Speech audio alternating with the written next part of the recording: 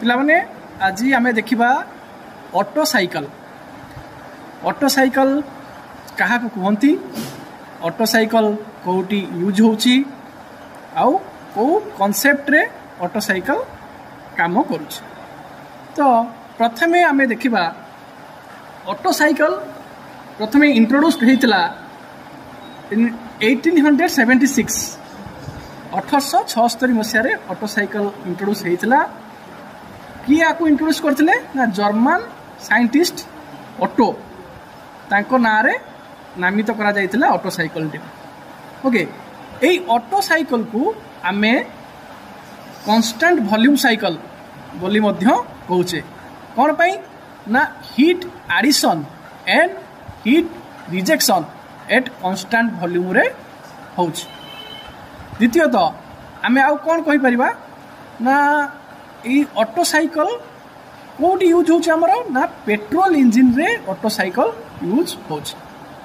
वर्तमान देखिबा चलो तार जो ऑटो साइकल रो कांसेप्ट प्रेशर वॉल्यूम डायग्राम को आमे स्टडी करबा। वो प्रेशर वॉल्यूम डायग्राम प्रथमे